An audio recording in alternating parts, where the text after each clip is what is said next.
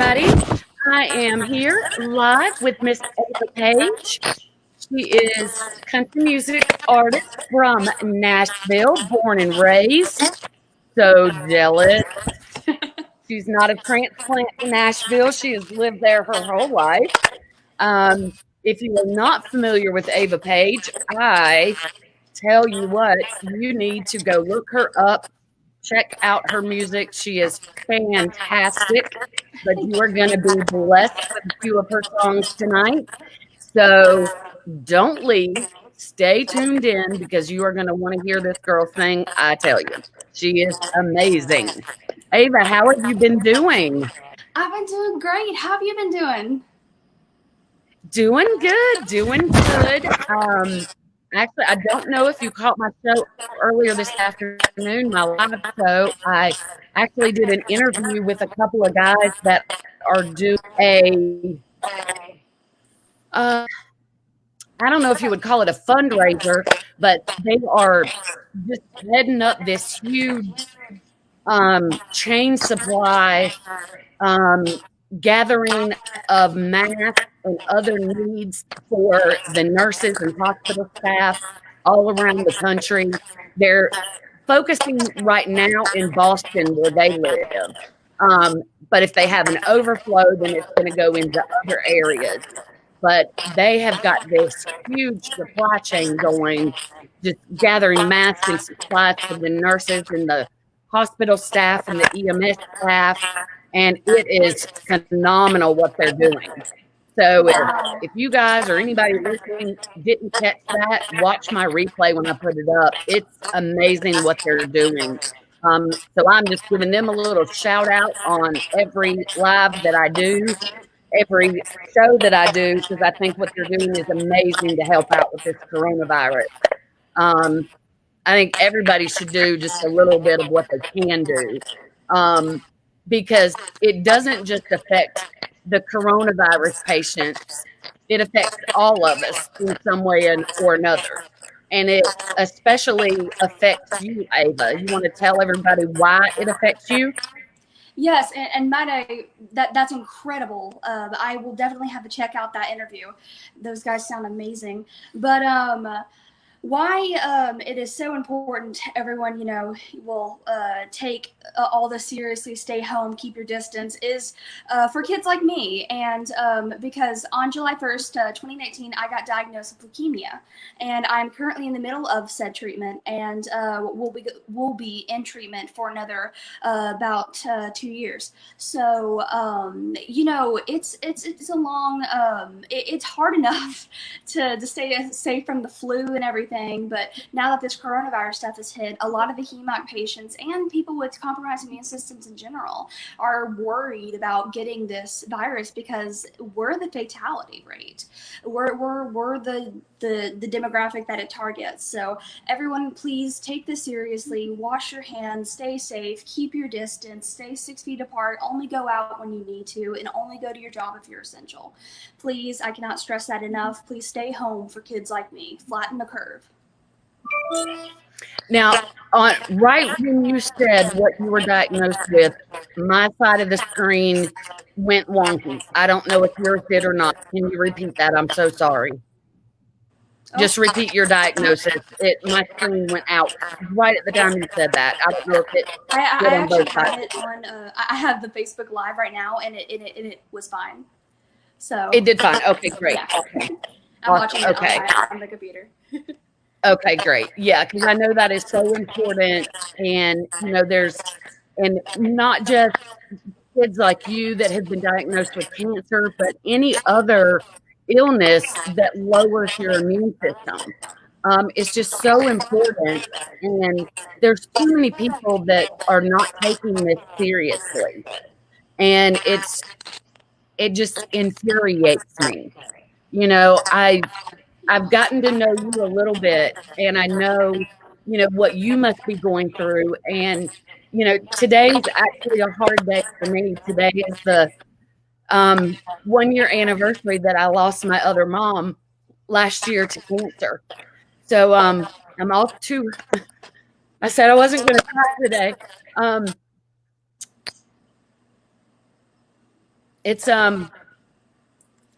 it really makes me feel good that I'm doing this with you today. But cancer sucks. Amen. But there's, for a long time, she had to be kept away from people, and her immune system was just shot, and even if it's not cancer, but some other condition, some other illness that just lowers your immune system, it's so important. And people I feel like they're just not getting it. I still see and hear about these people that are just going out like it's normal every day, like nothing has changed.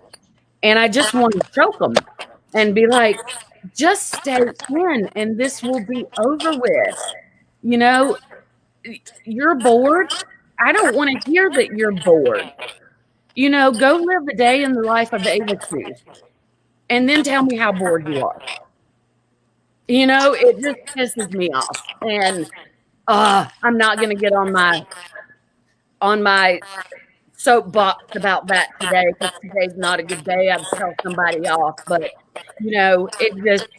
it just makes me so mad. People just need to stay in and do what they're supposed to do and suck it up and be bored for a little while. So what if they have to be bored for a couple of months?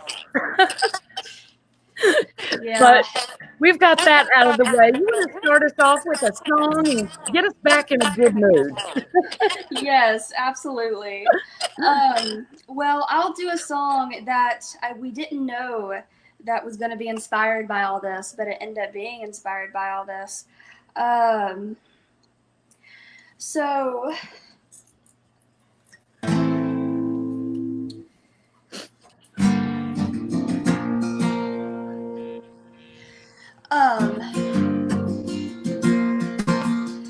we actually wrote this a couple weeks before everything went down, but my gosh, it's more prevalent now than ever. I find it really funny that it was like right before all this happened. And, as we're sitting here in quarantine and, keeping our social distancing, your mind can't help but wander. I wrote this with a few good friends of mine, Helene Cronin and Andy Renfrey. And it's called Runaway Thoughts.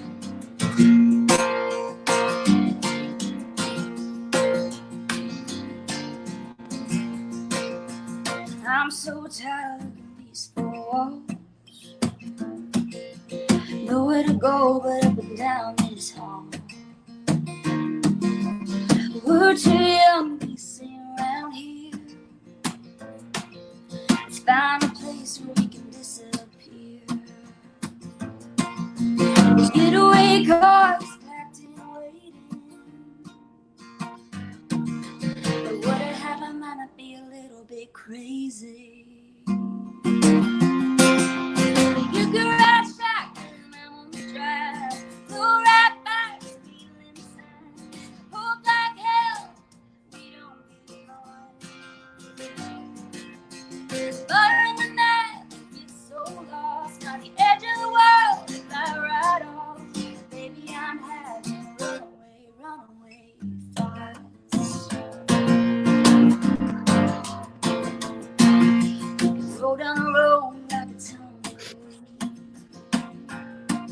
You're holding my hand, that's all I need. We can chase the sun till it gets dark.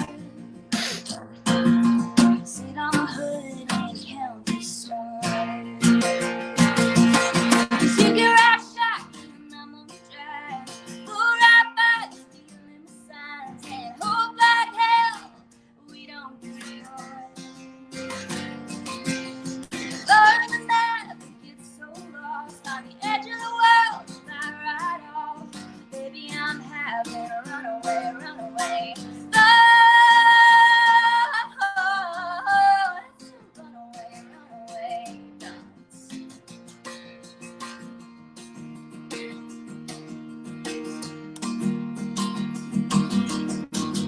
Scroll down. Sorry. We can't get out of here fast enough. And there's a whole lot of highway waiting on us. 'Cause you could ride shotgun, I'm gonna try. Go right by that feeling inside. You can ride shotgun, I'm gonna try. Go right by that feeling inside. And hope that hell we don't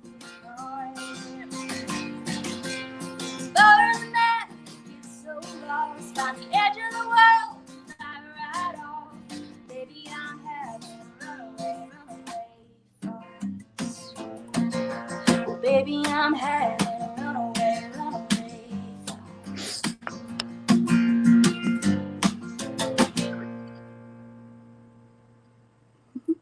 Woo! Thank you. I like that one. Of course, I like all your songs, so Thank you. I love that. And you said you wrote that? Yes, with Helene Cronin and Andy Renfrey, both wonderful writers. No, you write the majority of your songs, correct? Yes, I write all my cuts and everything have been my own. That's amazing. That is amazing. At 16 years old, 15. 15. That's right. You're not. That was your permit that you got. Yes. I remember seeing the picture of you outside the DMV office holding it up, and that was your permit, though, not your not my license. license. Oh, trust me, you don't want me on the roads by myself. I will firsthand say I am a terrible driver right now.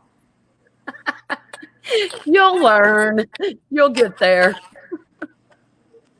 So, is it your mom or your dad that's teaching you how to drive? Both, actually. Both do? Yeah, my mom has taken up the challenge of taking me on our back roads because we live in Mount Juliet and in the back end of Mount Juliet, and our roads are very, very windy and very, very narrow. So great to learn on. And if you go off the white line on the right side, you're in the lake. So in that sense, she has taken the liberty of taking me on the back roads and freaking out. So there's actually a video on my Instagram and Facebook and stuff of me driving and her just flipping out. So yeah, it's kind of funny. That is neat because we have 5 kids, and I refuse to teach any of them how to drive. Absolutely refuse. But by the time we got to the 5th kid, Paul was done. He was like, I'm over it. Because prior to that, where we lived, they could all drive. Our driveway was like 2 miles long. And they could practice up and down our driveway. There you go. Well, then we bought this house, and there was nowhere for the youngest one to practice. And so he was totally fresh going to driver's ed, had never driven anything. And so by the time we got to him, Paul was like, my patience is gone. And I was like, but I don't do student drivers. And you want to give me the one that's never had any practice? But we made it through. We made it through, and he's a good driver now. But thank goodness there's no more speech because my nerves were shot just teaching one. I'm just not. No, I don't teach the kids how to drive.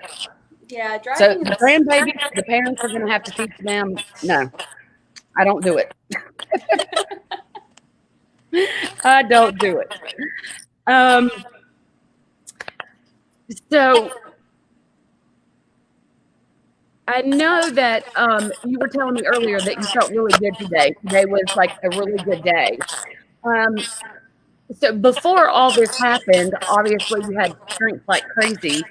And I think you were telling me you were out on the road. You just started feeling bad. And yeah,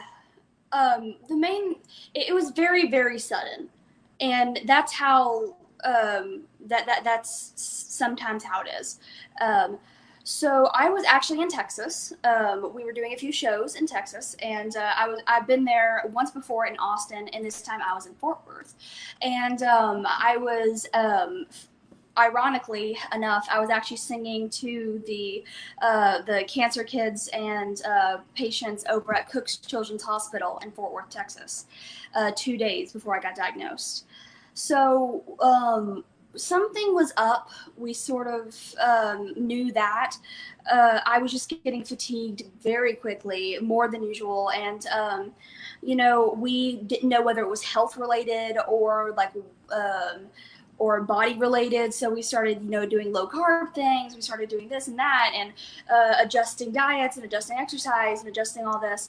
And it just wasn't getting better. And we went to Texas, and at one point it got so bad I could not walk from terminal to terminal without having to take a breather, sit down. I was completely out of breath. I could not walk. I had my equipment on my back, so that was rough. And in Texas, it just got progressively worse and worse and worse. And I had this cough, and it was just something wasn't right. So we came back to Nashville and called my pediatrician and was like, hey, we need to see you. We need to see you. So we came in, they ran my blood counts, and they were completely out of whack. And they were so incredibly low.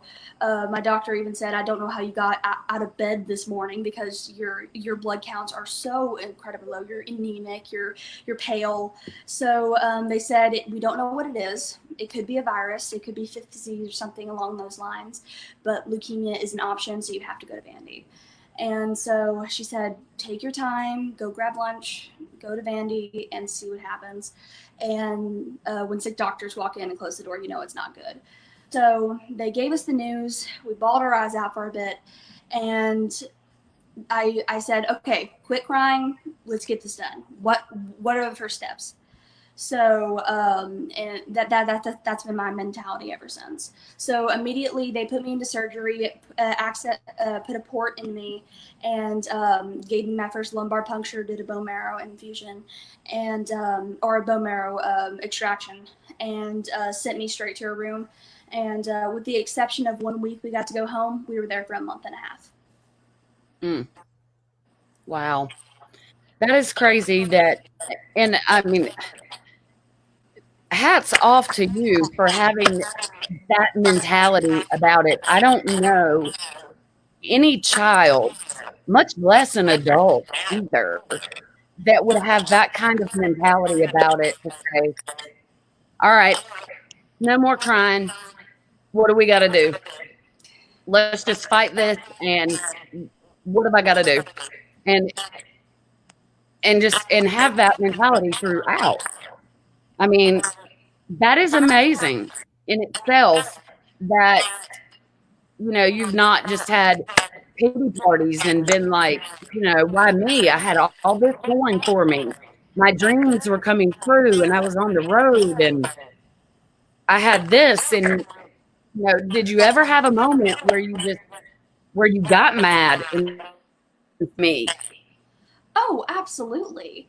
And you can't help yourself from doing that, honestly. Yeah. I mean, I've had some rough experiences with this. We joke around and say it's never been just the cancer. I've had from stomach issues, I've had pancreatitis, I've had reactions to every chemo you could think of. I've had infections, I've all these things. And, it's been frustrating. You sometimes think, woe is me. You sometimes have those days where you gotta take in yourself and just let yourself bawl your eyes out.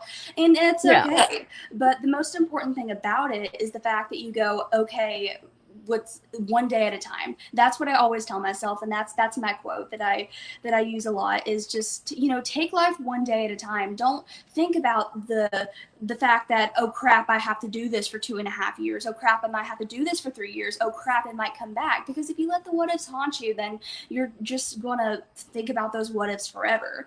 So you think about what's here and now, and that sort of gets you through it. Because I mean, I've had nights where, you know, I've had days where they started out as a one, as freaking one, where I woke up, I felt awful, I felt terrible, and I would have friends come over, or I would have the support of Nashville. And I'll get into that later because words cannot describe the support of the music community. But if you have a certain attitude about it, you can flip that one day into maybe a 7 or an 8. And that's so much better than what you started with. So Yeah. it's all about, if you let yourself drown in the negatives, because there's a lot of negatives, then you won't get anywhere. So you have to look at the positives and the funny stories that I've got, the amazing people that I've gotten to meet, and all the incredible things that have come out of this instead of just the bad. That's true, and that is such a good way to look at it. And I mean, you wouldn't be human if you didn't have some bad days in there, Exactly. and if you didn't have, you know, some days that you just wanted to be mad at the world and say why me. I think that's totally human for anybody to do that.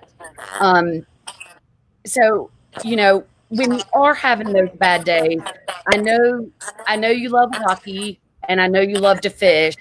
So when you're having bad days like that, maybe not the days that you're feeling bad because physically you may not feel like it, but is that how you handle when you're mentally having the bad days? If a hockey game's going on, is that your outlet? Is going to hockey games or going fishing or, you know, something like that? Are those your outlets, or do you rely on your parents, or do you just pick up your guitar? You know, what is your outlet when you're like that? I would say the main thing, the three things that I believe in, and the three things that have got me through this, is because I have faith. I have faith in my family, faith in my musical family and my immediate family. I have faith in my doctors, and I have faith in my God. And that's my philosophy. That's, you know, and when those days hit, which I definitely have had, and people have seen me when I've had those days, that's when the Nashville community is most important. Music has always been a huge part of my life, and when I decided to do this professionally, Nashville truly is just engulfed me, and I was so lucky to be born here because it's such a big small town is what I like to call it. Yeah. But when all this cancer diagnosis hit, everyone reached out, and everyone it was overwhelmingly support, overwhelmingly enough that my immediate grandfather and grandmother, they left because there were so many of my musical family there to support me. Not a day would go by. If I had a bad day, all my mom would have to do is make a call and somebody would be up in my room singing harmonies with me. And it was the most comforting thing because when I couldn't sing, my hands were shaking so much I could not pick up a guitar, I knew that I had a friend there to play me a song. And we were so fortunate enough to have Taylor Guitars and George Gruen actually donate a GS Mini and to the hospital room, and everyone who came in signed that guitar, and it has hundreds of signatures, and it is one of the most prized objects that I own because it's not just a guitar, it's not just the songs that got played on it, it's the memories that were made in the hospital room. And it was so funny because Vandy's gonna hate me for saying this. I love you, Vanderbilt Children's. I love you so much. But on the B side of Vandy, they have a restricted policy. They only allow a certain amount of people in a room at one time because they have aerated filters and everyone there is immunocompromised and they have to be careful. Well, the nurses at Vandy are so incredible. They knew that's what I needed to cheer me up. They would allow anyone in that room and that I wanted, and it was a revolving door. I mean, it would have been nothing to have 15 people all playing and singing together and bringing guitars and telling stories and people coming, and it was just absolutely incredible. I mean, you couldn't be sad because, I mean, there are people telling stories of what they were doing and their times on the road, and there'll be like 6-part harmony going on, and it's insane. And somebody said, and I quote, the best writers around in Nashville is in Ava Paige's hospital room, because there was just a constant people coming in and out, and I got to meet some of my mentors like Brandy Clark and Ashley McBride and Carly Pierce and Michael Ray popped by. Garth Brooks was even supposed to pop by at one point, and it was just insane, just the absolute support. So music has been the biggest outlet for me when it comes to bad days or bad weeks or things, because at one point in time I completely lost my voice and I lost my hands. When it comes to guitar, I couldn't play, I could barely sing, and it was super disheartening because that's what I do. That's like breathing for me, and but the community is just, I can't say enough good things, and it's so good. For my dad likes to say, for such a bad situation, there's been so much good come out of it. Yeah. Well, and that in itself right there is so helpful that you have that kind of support. Absolutely. That has, without a doubt, has been surely one of the best things to get you through. And I hate to think if you didn't have that, because music is so important to you. I mean, that's what I've always said that about country music. And I think that's one reason why I love country music so much. It does seem like just one big family. And I mean, you can just tell that, even if you're not a part of it per se, and you're just a fan. You can tell that. But since I've started doing these interviews, and it's like when I was interviewing Lizzie the other day, and you commented, and I just said, Ava said, and she was like, her face just lit up, and she was like, Ava Paige? And I was like, yeah. She's like, oh my God, I love that girl. And, her face just lit up, and the love that she had for you was just all over her face. And it just showed. And I was like, oh yeah, I just love her too. And, it's just that it doesn't take long to feel like you know somebody. Yes. They immediately make you feel welcome. And it's like some of y'all that I've interviewed, I already feel like, we're friends, and all I've done is an interview. But you're so welcoming and to allowing me in your life that it just feels that way. And so it just makes me believe that much more that it is that big family. Yeah. And so I can understand how important that's been for you. And it's wonderful that you've had that. So is your mom and dad, are they musical as well? Do you come from a musical family? Music has always been around us, not in a professional sense, but I mean, my mom played piano in church growing up and still plays today. My dad chord hopped on a guitar, and they actually both played clarinet in high school, and my dad actually went to college on a clarinet and saxophone, so it's kind of funny.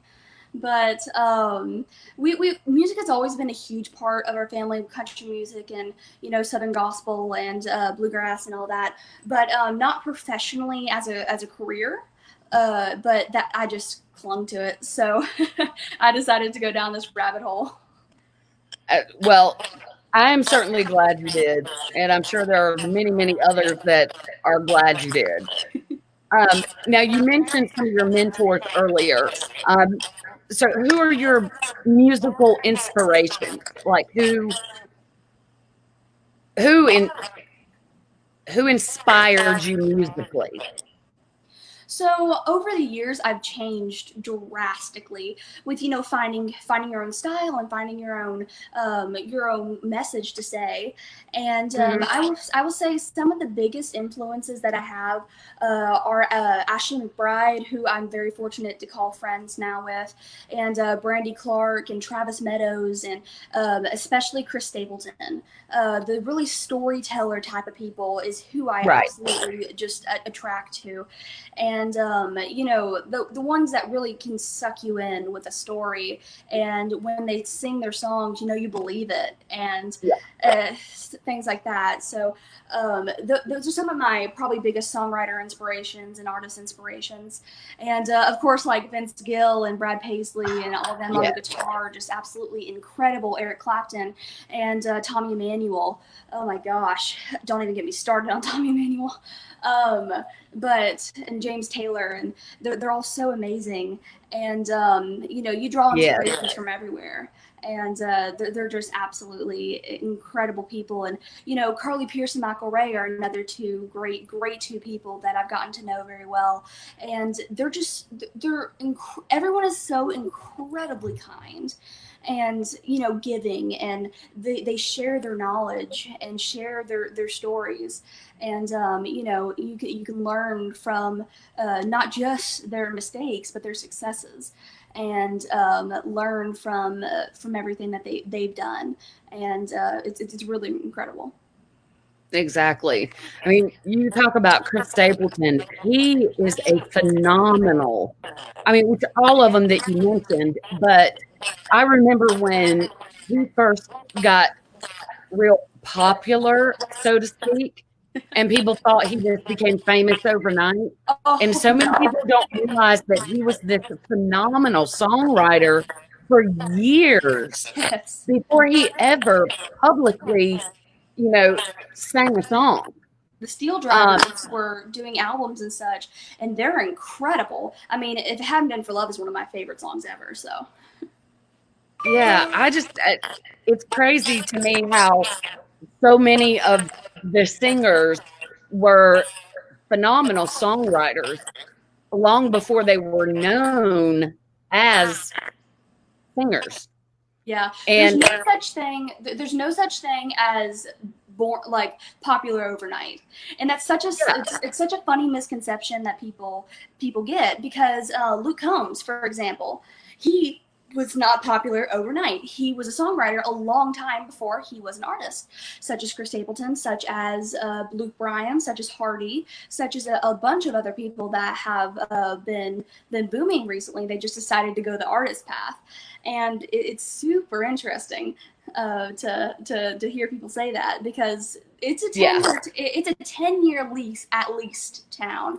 And people don't take that lightly. It's definitely a lot of hard work before you get to see the artist be where they're at. Hence, one of my biggest inspirations, Ashley McBride. She was working so hard, working at Guitar Center, working at a bunch of these other places, honing in on her craft and listening to her mentor.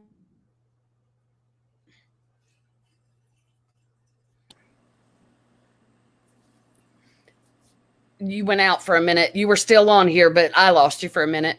And it's funny, I mentioned Lizzie a minute ago, and she's on here. Are you seeing the comments yet? I think you cut out. I can't hear you. Oh, can you hear me now? Can you hear me now? Oh, I Hello? can't hear you. I don't know what happened. Can you hear me? Hello? I can't hear you. Oh boy. Oh no, what happened? No, what did I do? I can hear you. No, it was going so well. I hear you. I can hear you. You can hear me, Yeah. but I can't hear you. Okay, let's figure this out. What happened? You want me to click on the link again? Here, I'll click on the link again.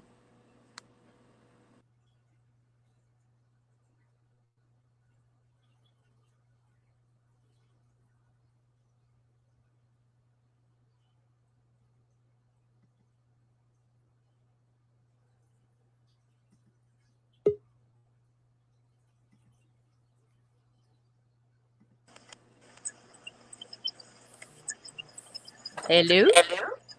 Hey, give me 2 seconds. Hey, what? Yes. Sorry. Okay, now I'm ready. Okay. God. Can you hear me okay? Yes. Okay.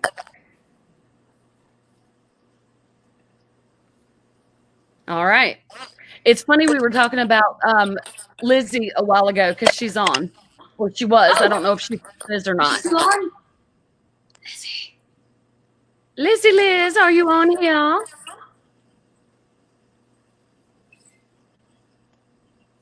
Woo! Yeah, I didn't even notice it a while ago. She was on there. We were just busy talking. And I didn't even notice.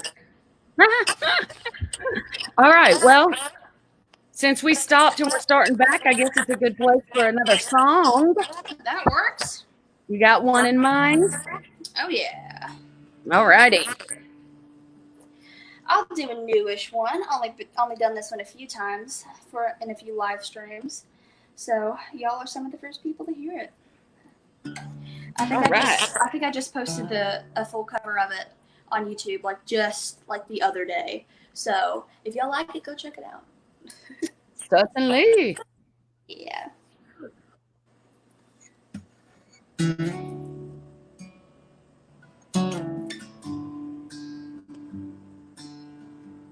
Wrong key.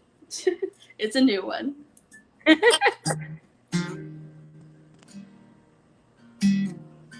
That's right. Okay.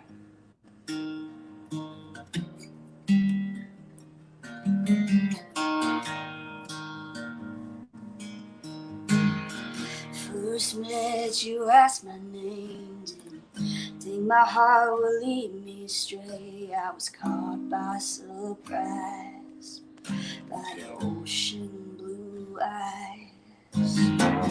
Something about you drew me in, yeah. Left my world spinning. Now I'm dizzy, so unsteady,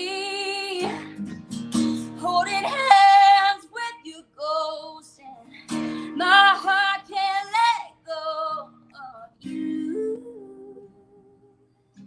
of you. Fool me once and fool me twice, and pull the strings and I paid the price of you, of you. How could I have ever known that you would have left me exposed?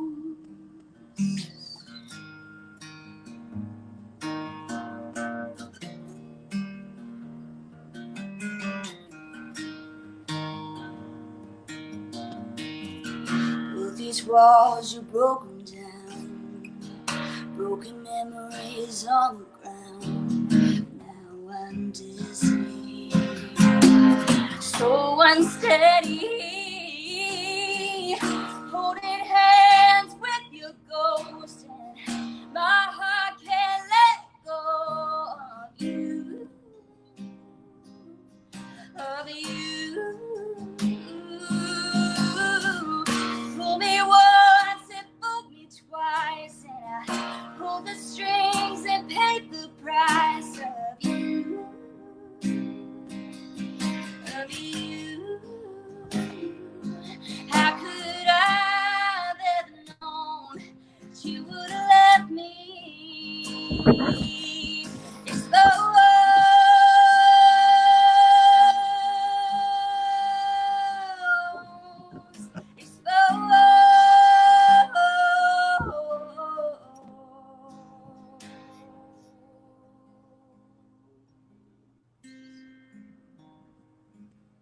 Holding hands with your ghost, and my heart can't let go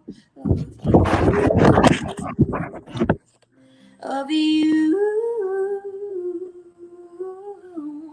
Fool me once and fool me twice, and I pulled the strings and I paid the price of you, of you. How could I have ever known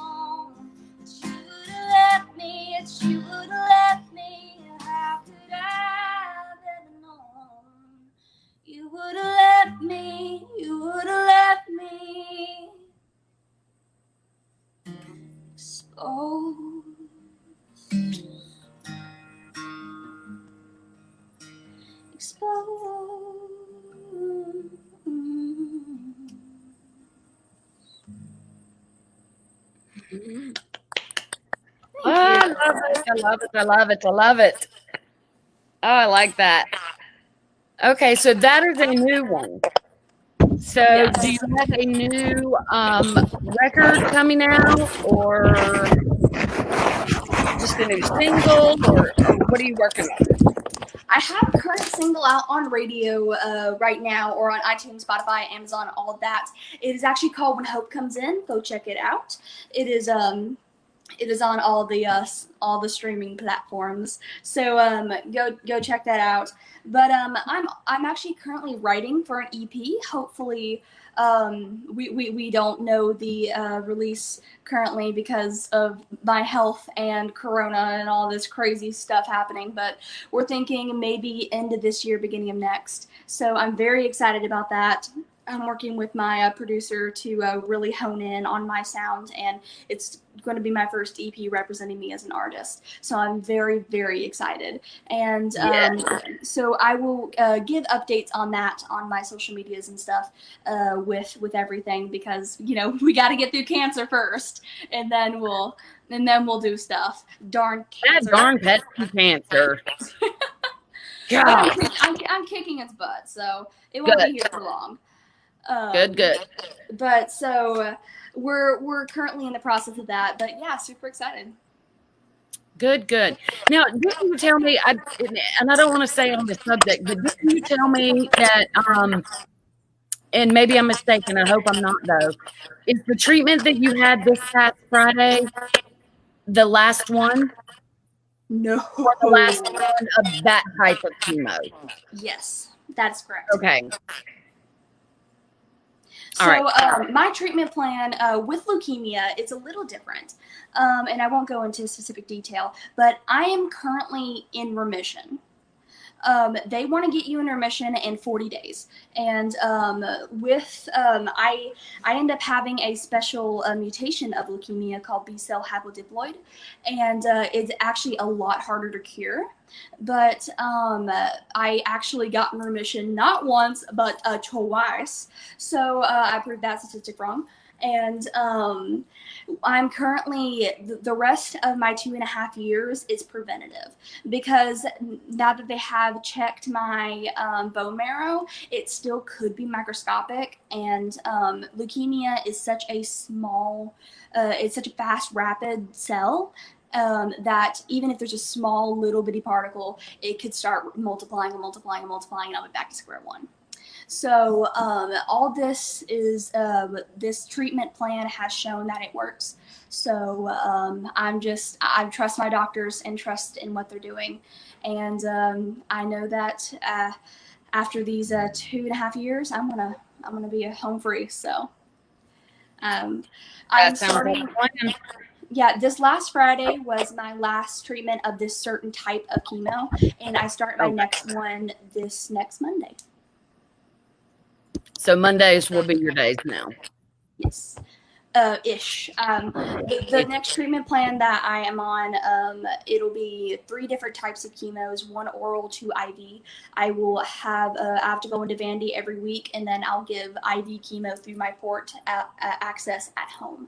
Luckily enough, and thank God, my mom is a nurse, so she knows what she's doing. And she's an ex-nurse. She used to work at Summit and stuff, and so she's been a huge help during all this. Oh, good. Yeah. So the less you have to go out and into the hospital, the better. So if she can do that for you at home, that's way much better.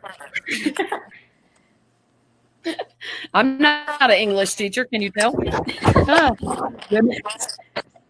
All right. Well, I don't know how much more personal you can get than telling us all about your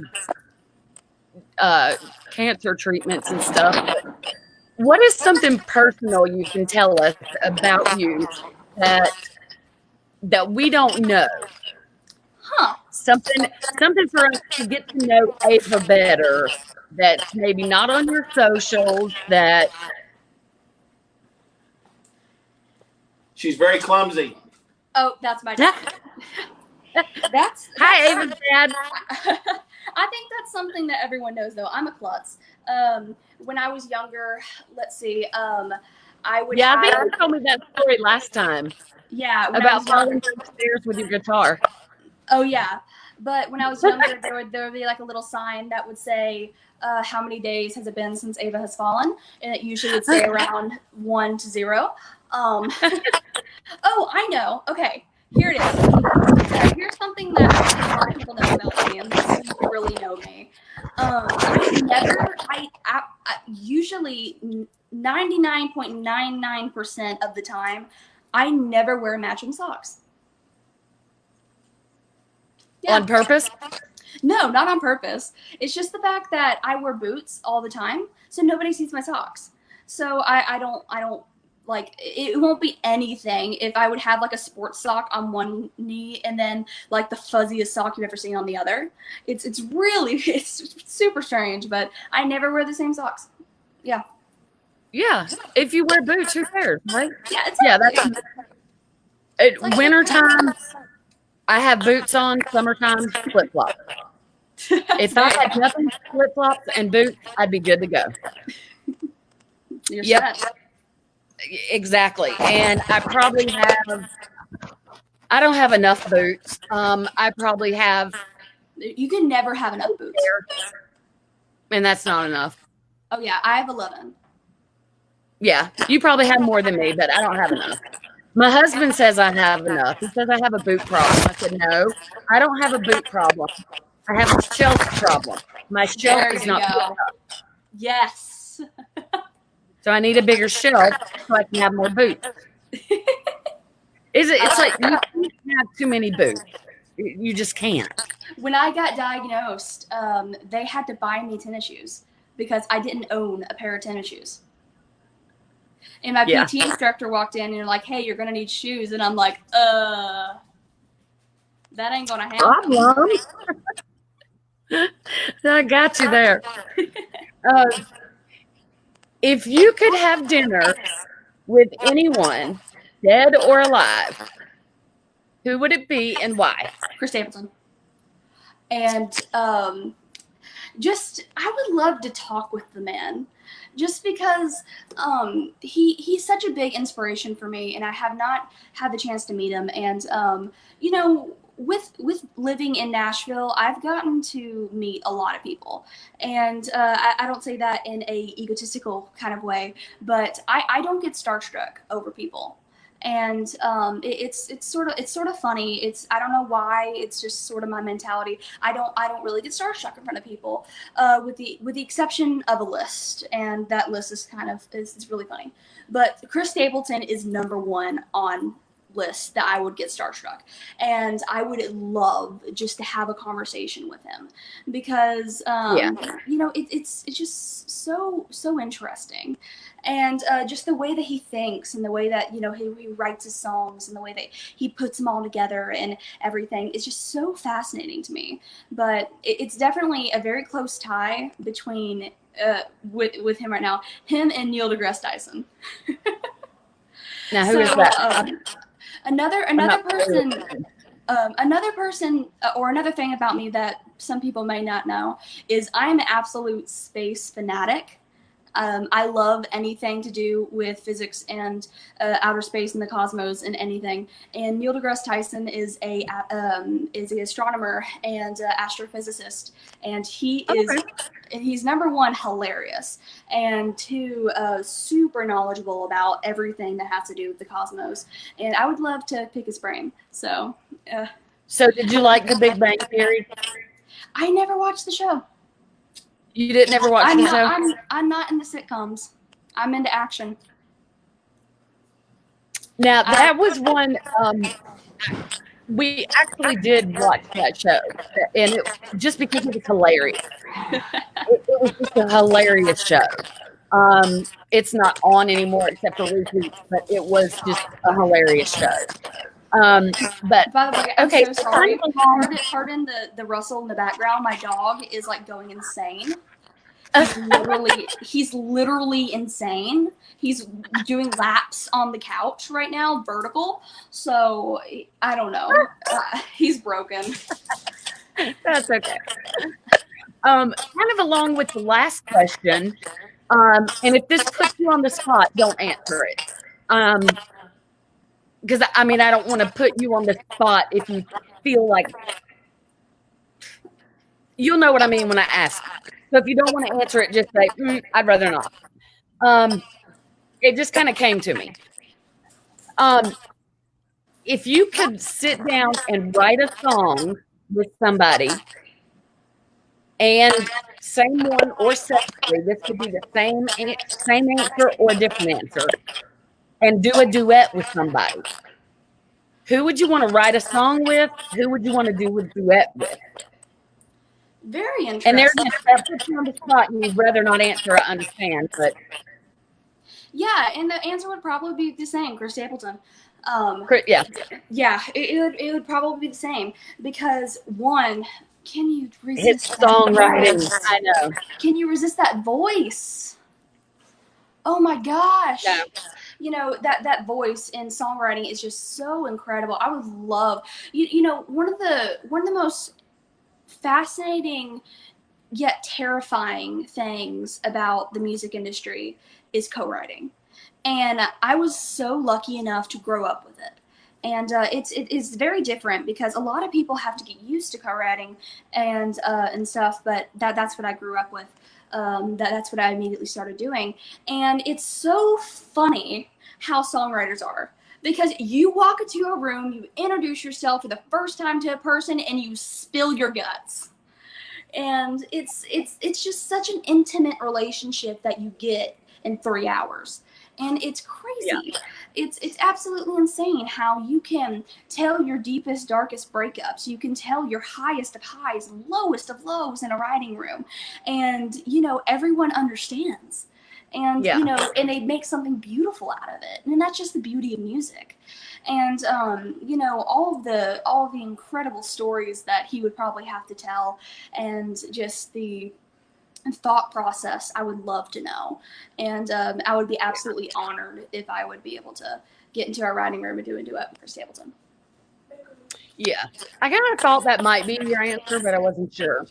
Now, how old were you when you wrote your first? Oh boy, 3, 2.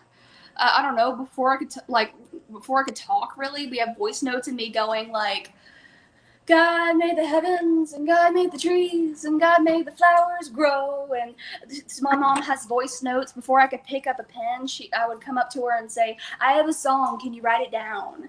You know, I've been writing really before I could talk, honestly. Music has just always been a huge part of me. And my first official song, and I use official very lightly, I wrote when I was 10. I had a very cool experience to get into the music industry. When I was 10 years old, I got to sing karaoke with Kelly Clarkson, and I watched it. I went back and watched it. Oh my God, I loved it. I loved it. Your energy was crazy. Yeah, it was super fun. And I didn't know the gravity of the situation until we went to a Kelly Clarkson concert. And then I'm like, holy crap, I just sung with this lady. And but through that, I got invited to a writer's round, and I did a cover at a writer's round. And she said, hey, come back when you've written your own original song.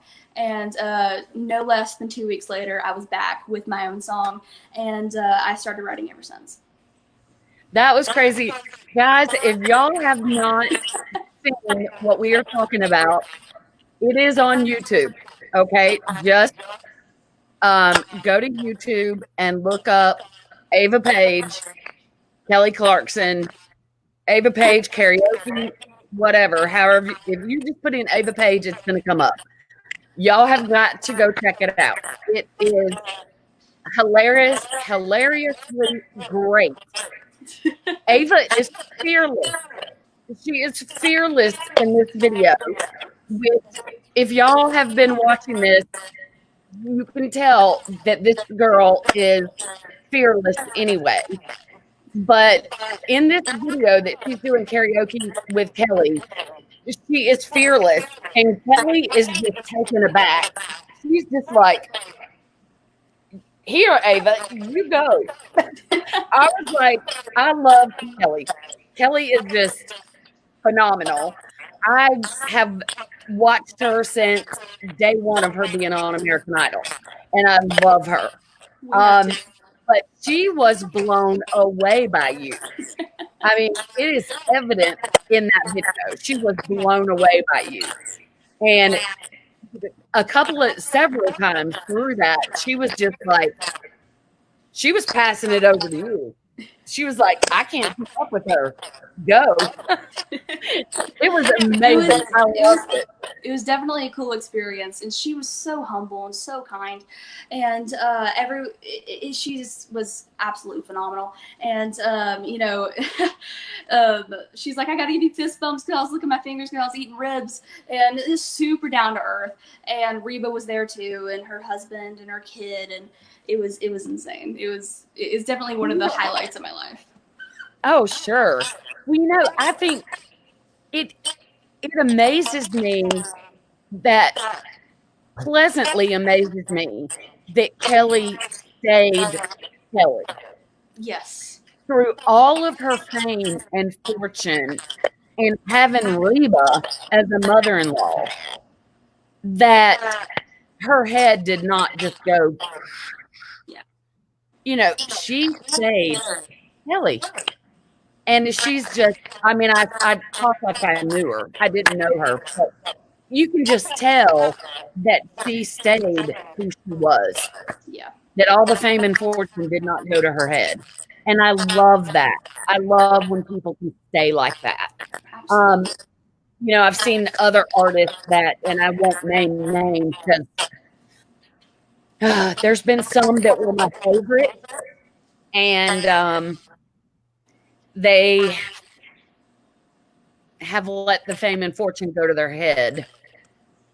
And that just breaks my heart. Because I'm like, you don't have to change who you are. But they do. And that's heartbreaking. But, yeah. But I have a feeling you won't. You won't when you're Kelly or Reba. Oh, boy. Ugh. You'll still be Ava. That level is way above, but thank you. Oh, you'll get there. You will get there, girl. There is no doubt. Maybe one day. I don't know. You are 15 doing what you're already doing. Shoot. You're miles ahead of the game. Now, do you play any other instruments besides the guitar? Guitar is my main. I play and I use play again very loosely. I play a little bit of piano. I know how to play ukulele. I can find my way around a banjo and a mandolin. I tried a fiddle once. That didn't go so well. But I can find if it has strings, with the exception of fiddle and viola and anything with that sort of thing, if it has a similar shape as a guitar, I might be able to figure it out. But guitar is my main instrument. Okay. So, do you like other genres of music besides country?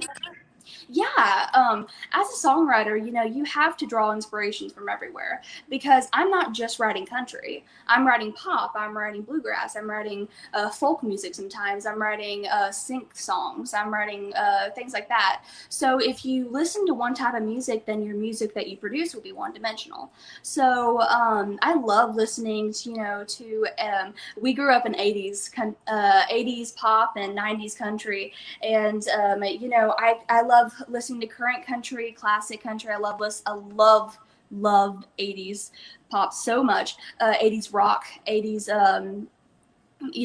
we just love listening to the 80s, I swear. But you have to listen to all different genres. I love contemporary pop. It's some stuff that is great. Contemporary country, and you can add different elements of that and put it into your own music.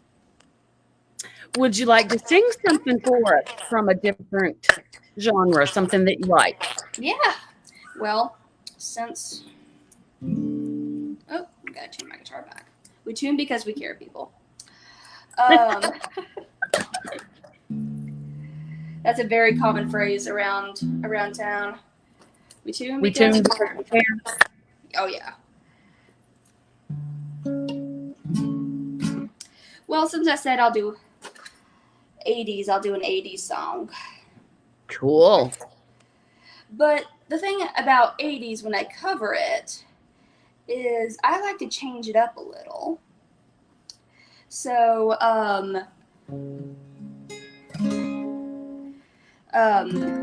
I did this one in the last live stream, so I'll do it again. I actually just posted a cover of this again on YouTube and Instagram and all that. I did like the split screen thing, so it's sort of fun. But this is I love this song and I love changing things up, and this is one of the ones I did that to. So.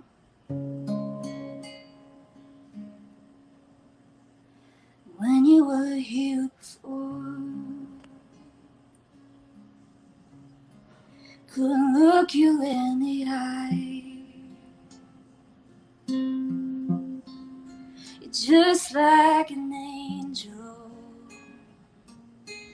Your skin makes me cry. You flow like a feather in a beautiful world. You're so very special. I wish I was special, but I'm a creep. I'm a weirdo. What the hell am I doing here? I don't belong here. I don't care if it hurts. I wanna have control. I want a perfect body. I want a perfect soul. I want you to notice when I'm not around. You're so very special. Wish I was special. Oh, oh, oh, she's running out the door. She runs, she runs, she runs, she runs, she runs.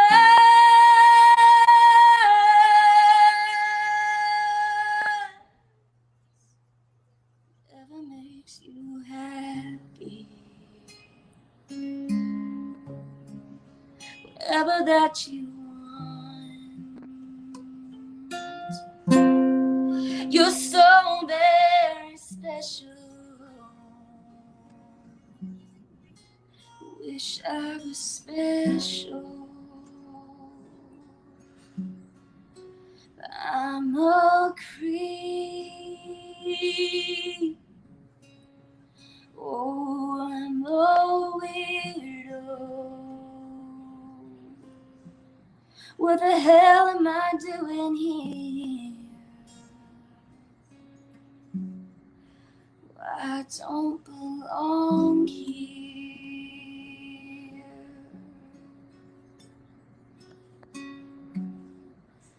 Creep.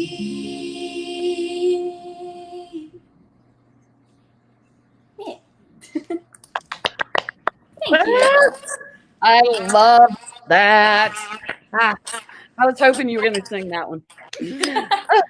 I love it. Oh, you're just so mesmerizing. Thank I could you. just like, I probably look like an idiot when you're singing because I'm just like in a daze just watching you. You're just phenomenal. Thank Gosh. you. Ah, I just get lost. I'm like, I'm ready for you to just like get over this cancer and get over this corona and do a full blown concert so I can come see you live. That would be fun. Yes. Well, I think I know the answer to this, but like, what are your goals in music, life in general? Like, where do you see yourself in 5 years, 10 years?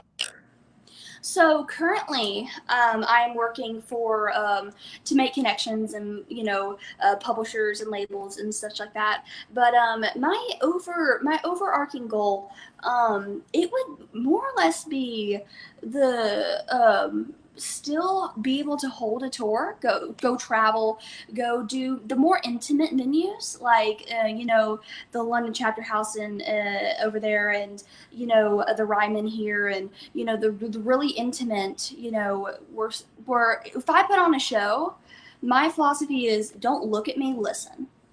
I want you to listen to my music and stuff. I'm not going to be dancing around the stage, pyrotechnics going nuts, things like that. It'll be more the intimate type of things, but overall, it would be amazing if, I could still hold a tour, still hold my own, still have a dedicated fan base and such, but still be a songwriter and always be a songwriter and write for other artists and have a few number ones under my belt with other artists and stuff and help support them. And maybe down the road also become a producer because I'm already producing things now and doing stuff like that. Awesome. Okay, I didn't know the answer to that. That took a little bit different route than I thought. Okay, I like that. So you want to have your toe dipped in each of the waters a little bit. That makes sense. Yeah. Songwriting will always be a part of me, and if that gets taken away, then my flame will die. So, songwriting will always be a part of what I do, and performing will as well, and helping other artists and writing for other artists will be as well. And it's sort of funny, but I'm a little bit of everything. It all goes together. Yeah. Well, I like that. I like that answer very much. If there's anything that you could do differently, as far as your career has gone to this point, if there's anything that you could do differently, would you? Honestly, no. And maybe it's because I am a bit of a science nerd and I know about butterfly effects and all that when it comes to changing things in your past. But honestly, I think, I'm a believer in everything happens for a reason. And, to quote a person on the internet, everything happens for a reason, and sometimes we're not supposed to know those reasons. And sort of, I'll see how the cards lie. And I honestly, there's conversations that I wish I never had. There's things I wish I never said. But, honestly, the past is the past. And if you dwell on it, then then you'll just repeat it. So you learn from what you have done. And my mentor always says, you can learn from people's mistakes. There's 3 ways to learn. This is what she says. There's 3 ways to learn. Learn from your own mistakes, learn from other people's mistakes, but the most important is learn from other people's successes. And, if you keep dwelling on the past, then the past will be what you'll come out with. So I'm a firm believer in just go with it. I like that. And that is true. You will learn more from someone else's successes than from anyone's failures. Yes. But I mean, you can learn a lot from other people's failures and not make those mistakes. Yeah. But you'll definitely learn more from their successes. I like that. That's a good point to remember. It's we've talked about so much serious stuff during this interview, it's also very important to laugh and have a good time. And we have talked about some, funny things, a few. But what is something, I know your dad said you were a slut, but what is something that you have done that was really embarrassing that you can look back on and say, that was probably the most embarrassing thing I've ever done, or maybe you embarrassed your parents, because I can't see you getting too embarrassed. Yeah, I shared this story with you, I think, before, but I think one of the funniest moments, or embarrassing, it wasn't embarrassing at the time, but it's embarrassing now looking back, but funny, we laugh about it. So in our neighborhood, we have a Christmas party every year, and long story short, there's always music and everyone's having a good time, and all the kids are there in the neighborhood, and they wanted me to go get my guitar. So I'm like, okay. So I walked out of my house and come back and get my guitar, have my guitar on my back. And so I was going downstairs to tune, and there's this little girl in front of me, and we were walking down, and I tripped. And I fell on her, and the whole party stopped. The band quit playing. It was like the stereotypical movie thing where, where like the vinyl gets picked up off the needle gets picked off the vinyl. It was basically that, where like the fiddle stopped playing and everyone stared. And I was just there on the floor, like arm behind my head. Nothing was broken. It was fine. But and immediately my adrenaline rushes in. I'm immediately like talk to the little girl, and I'm like, "Are you okay? Are you okay? Are you okay?" And she's like, "Yeah, are you okay?" And I'm like, "No." And then it all hits, and they have to go get ice and go get. I had peas on my hands and carrots on my legs, and stuff from the freezer, and it was embarrassing. So they put up a railing, might I add, on said staircase, and the Christmas party is annual. So whenever I come, they're like, "Ava, watch your step," and it's sort of funny. They will never let me forget. So Why is it always that a fall ends up being the funniest stories? I don't know. Honestly. It's like, let me make sure you're okay first, and then I'm going to crack up laughing at you. Yeah. Oh, goodness. Yeah. I've heard so many fall stories that end up being hilarious, but let's make sure you're okay first, and then it can be fun. Yeah. Oh, goodness. Well, what do you want people to remember you for? What do you want people to remember Ava for? What do you want and I know you're a long ways from this, but if you could, your legacy, what do you want your legacy to be? That's a hard one. So my whole goal with my music is to make people happy, honestly. Music has such a special way that no other form of media has, in my opinion, to touch people. And it's such a unique form of personal, when you listen to a song, you're listening to somebody's story. And whether it's a happy-go-lucky drinking song, or whether it's a heartfelt breakup song, or whether it's about losing somebody, or whether it's about loss or love, or you're listening to somebody spill the guts out to you. And that's such a special thing that can change people's lives. And it's so special with music, and I love it so much. So if my songs can make a day a little better, or if my songs can relate to someone when they're down and they're like, hey, I a song that comes on and like, I know exactly how you feel. It's so comforting. And that in itself is just magic, and it's so special. And I think that's what makes it worthwhile, and makes it worth writing, and makes it worth singing. So I would say that. That's a good one. Yeah, because music is healing. it's healing in so many different ways. Um, because it seems like no matter what mood you're in, music Yeah, can I'll fit do that. that mood. Yeah, I mean, if you're in the mood to dance, there's music for it. If you're feeling down, there's music for that to lift you up. Or just if you feel like being down, there's music that's going to keep you in that mind space. There's music for every mood. And so, yeah, music is just great for every occasion. Um, excuse me. So, on that note, I think that is a good way that we will think of you when we think of Ava and we hear your songs that you want us to hear your songs and hear your lyrics because you have put your thoughts and your feelings into those and you're telling us some type of story. Absolutely. And it's important, I think, for everybody to think about that when they hear a song. That they're not just words thrown together. Somebody put some thought into that.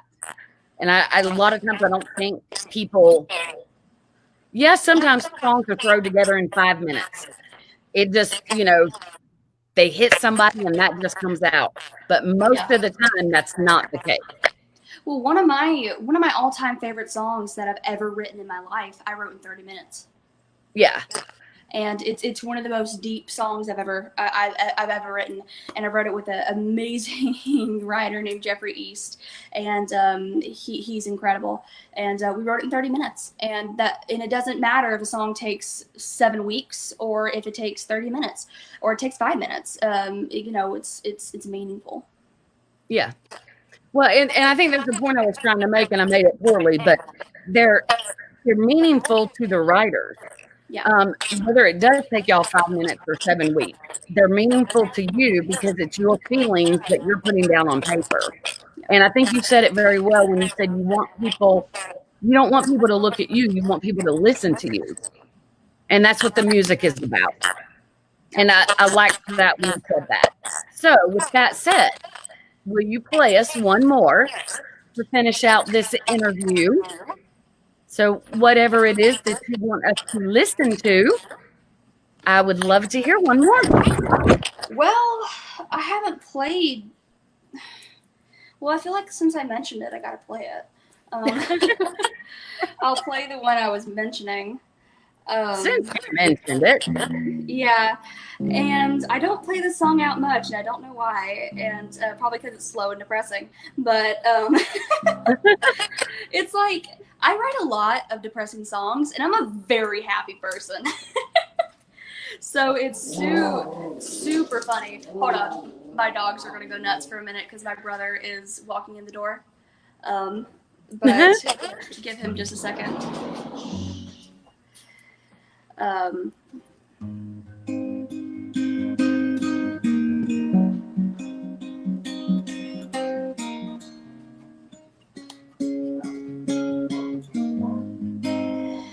So this was actually our first write together, and I met this man through a mutual friend of ours, and I had this idea for a very long time and just didn't find the right person to write it to because nobody wanted to write a drinking song with a 13-year-old.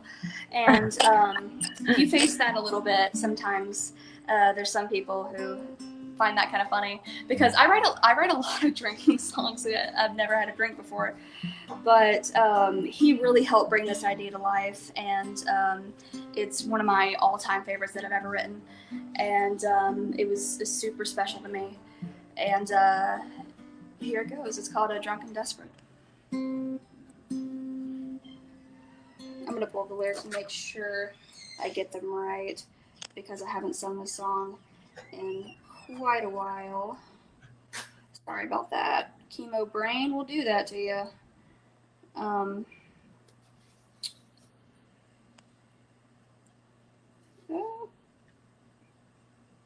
there it is. Okay.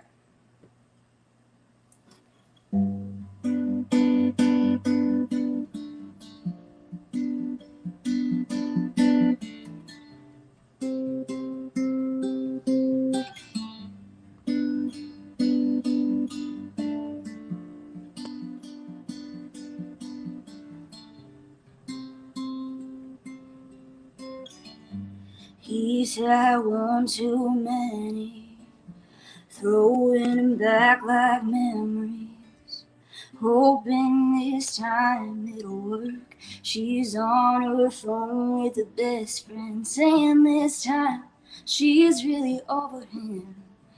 There's no bridges left to burn. Maybe this never again is finally gonna stick. The chances are, in spite of their best efforts, oh, it might not be tonight, but give it some time. They will forget about that goodbye for forever. 'Cause drunk and desperate always come together.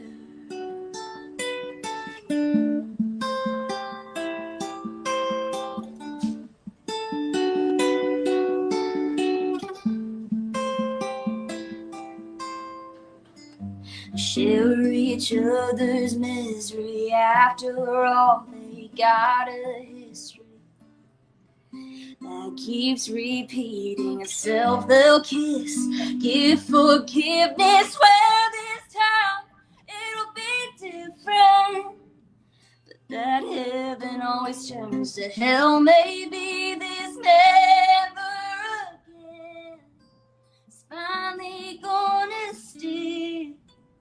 The chances are, in spite of their best efforts, oh, it might not be tonight, but give it some time. They'll forget about that goodbye for forever. 'Cause drunk and desperate always come together.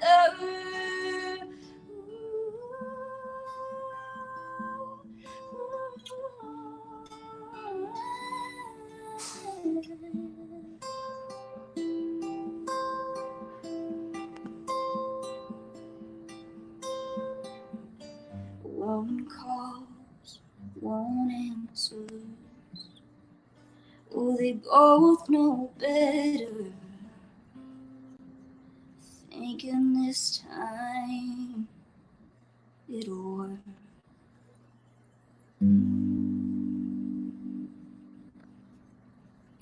Yeah.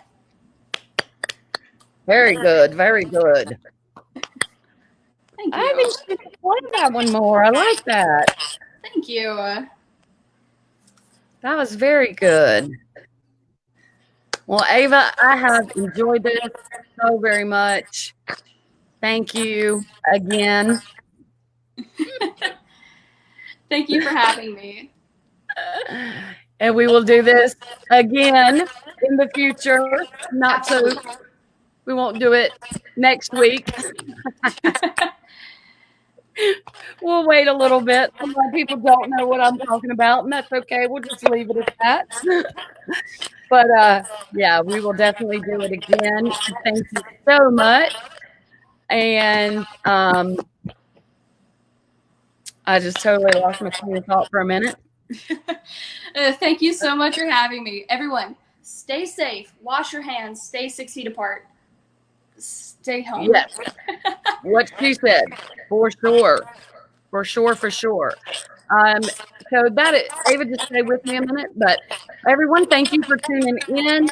And don't forget to look Ava Paige up. She is on all musical platforms and YouTube, Facebook, obviously, Instagram. And don't forget to look up the Kelly Clarkson video. You will love it. Remember, she was only 10 years old when that happened. But spunky 10 years old. So yes, go check her out, and don't get her music for free. Pay for it on iTunes. Y'all remember, these artists are not getting out to work and make money right now.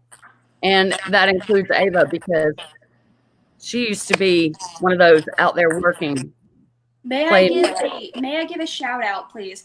Yeah. So luckily enough, with my situation going on, I have parents that can support me, but a lot of other musicians do not, and I'm very fortunate enough to have them to help me financially. But a lot of other musicians have just lost a lot of their major source of income. Please, everyone, donate to Music Cares. They are a wonderful organization that will help musicians out during this rough time. They helped out with the tornado stuff, and they're helping out with the coronavirus and helping support artists. Artists are having live streams right now that have virtual tip jars. Go tip them, please, and go support Music Cares and all that they do. Sorry. We're actually doing, that's okay.